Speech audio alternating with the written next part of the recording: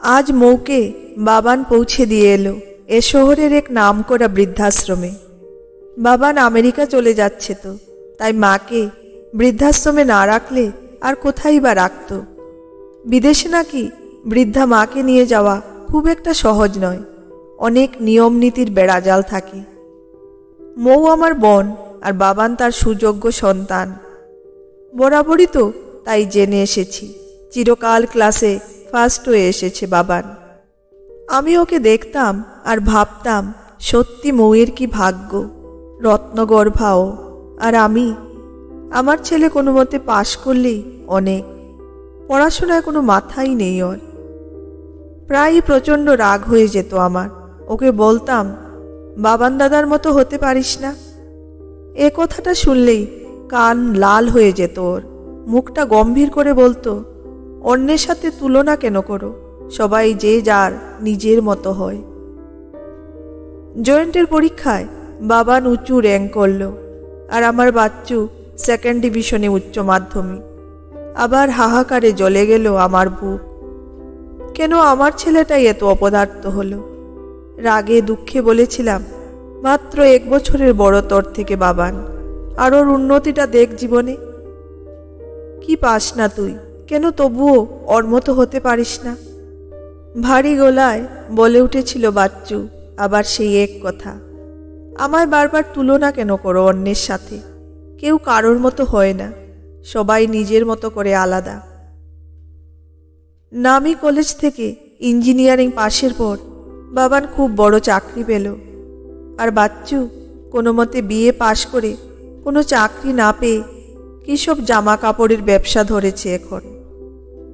বাবানের সাফল্যে খুশি হলাম মাসি হিসেবে, কিন্তু মা হিসেবে হতাশায় বুক ভরে গেল আমার। হাউমাউ করে ছেলেকে বললাম, কেন বাচ্চু, কেন কেন তুই বাবানের মতো হতে পারলি না? আর কতবার এক কথা বলবো তোমায়, কেউ কারোর মতো হয় না, সবাই তার নিজের মতো হয়। তাই এই অর্থহীন তুলনাগুলো করবে না, গর্জে উঠেছিল প্রায় সেদিন বাচ্চু। তারপর গড়িয়ে গেছে অনেকগুলো বছর। বাবান অনেক উন্নতি করেছে চাকরিতে, আর বাচ্চুর ব্যবসাও আজকাল বেশ ভালোই চলে। সারা দেশের নানা শহরে পৌঁছে যায় ওর কারখানায় তৈরি জামা কাপড়। আজ মৌ কাঁদছিল ফোনে আমার কাছে। বৃদ্ধাশ্রমের ওই একাকিত্ব নিজেকেই যেন নিজের কাছে অবাঞ্ছিত করে তুলেছে ওকে। আমার বুকের ভেতরও একটা ভয় পাক দিয়ে উঠছে বারবার। সেই ভয় থেকে প্রশ্নটা করেই ফেললাম বাচ্চুকে, ব্যবসার কাজে তো তোকে এ শহর সে শহর ছোটাছুটি করতে হয়, আমায় নিয়ে তোরও তো ঝক্কির শেষ নেই।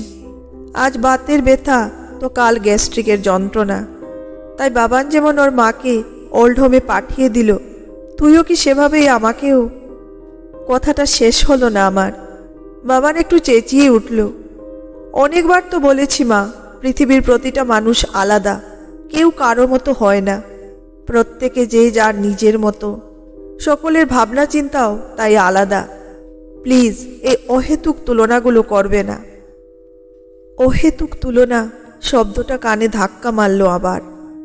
সারা জীবন আমি চেয়ে এসেছি বাচ্চু বাবানের মতো ব্রিলিয়ান্ট হোক, কিন্তু বাচ্চু তা ছিল না, তাই আমি হতাশায় ভুগেছি বারবার।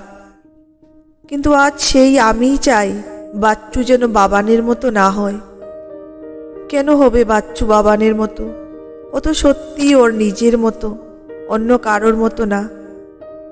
আসলে আমাদের মতো অনেক মা বাবারাই বোধহয় সারা জীবন এই ভুলটাই করি, অন্য কোনো বাচ্চাদের সাথে, তাদের অ্যাচিভমেন্টের উদাহরণের সাথে ক্রমাগত নিজের বাচ্চাদের তুলনা করে যাই। একবারও ভেবেও দেখি না এতে ওদের মনের ওপর কতটা চাপ পড়ে। আজ বাচ্চুর সারা জীবন ধরে বলে যাওয়া কথাটা আমার প্রাণে বড্ড শান্তি দিচ্ছে। ও অন্য কারোর মতো নয়, ও নিজের মতো। এই কথাটা আজ আমি বুঝলেও এতগুলো বছর ধরে বুঝিনি, হয়তো বুঝতে চেষ্টাই করিনি। আজ বড্ড অপরাধী লাগছে নিজেকে। মনে হচ্ছে কেন করতাম ওই তুলনা? সেটা না করলে হয়তো আমার ছেলের শৈশব আর কৈশোরের দিনগুলো আমার দোষে এভাবে বিষিয়ে যেত না।